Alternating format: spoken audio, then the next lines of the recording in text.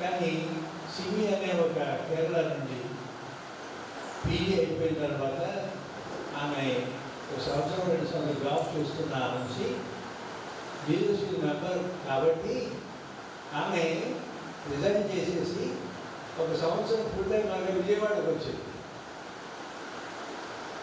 భాష రాదు, తెలుగు రాదు,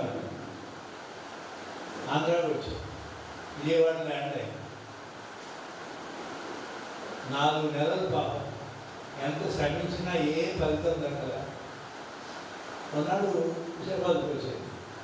నాకు తెలుసు, నేను సలహాలు ఇస్తుండేవాడిని, ఫాదర్స్కి వాళ్ళు చెప్తూ ఉండేవాడిని, వాళ్ళు ప్రయత్నాలు చేస్తుండేది. కానీ సమూహం అది ఫలితాలు no result was coming. She was going on pursuing 3-4 months. One day she came, already eyes, she might have been crying that night or that morning. And when she came, I saw her face was very sad. The sadness was in that face. I asked her what happened. She just burst out weeping. I called her to my room, and after some time, నా room పిలిచిన తర్వాత కాసేపు మాట్లాడిన తర్వాత ఏంటి ఏమైందమ్మా అంటే, అనుకున్నట్టుగా ఇక్కడ ఎంకరేజ్మెంట్, ప్రోత్సాహం లేదండి అని కానీ ఉంటాను సంవత్సరం అంతా, ఇంకా 4 నెలలు ఉండాలి, 5 నెలలు ఉండాలి, ఉంటాను. అప్పుడు అనిపించింది, యవనంలో ఉన్న ఒక అమ్మాయి జాబ్ మార్చుకొని ఒక సంవత్సరం అంతా దీనికి అంకితమై ఫుల్ టైం వరకు ఈ భాష కానీ ఈ ప్రజలు ఇక్కడ ఆంధ్ర ప్రజలంటే విజయవాడ పరిస్థితి తెలియని ఈ చోటుకి వచ్చి ఇంత అంకిత భావంతో ఫలితాలు సరిగా రాకపోయినా, అనుకున్నట్టు స్పందన లేకపోయినా,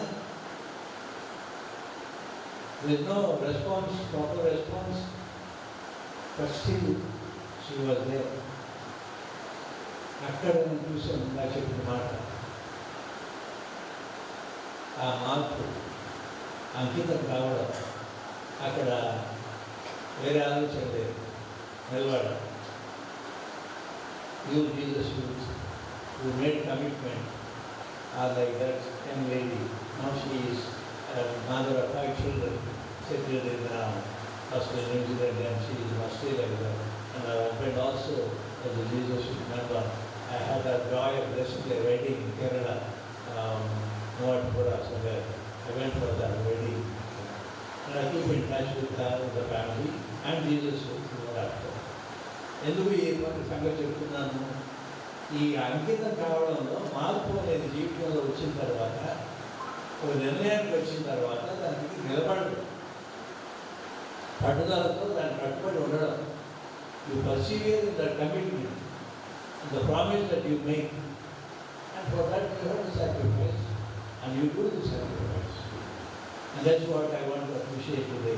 and I pray that others see you make it attractive towards Jesus Christ. They also may listen to the wake-up call our Lord Jesus keeps on giving to all of us who are members of the believing community. He keeps on calling on us, knocking at our doors, the doors of our heart.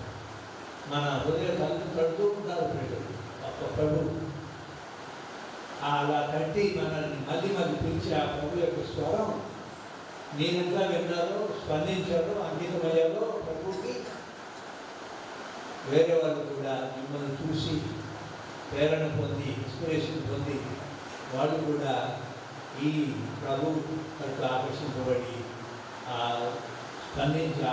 స్పందించి కొత్త జీవితాన్ని పునరంకితం చేయడం, పునఃప్రారంభం చేయడం.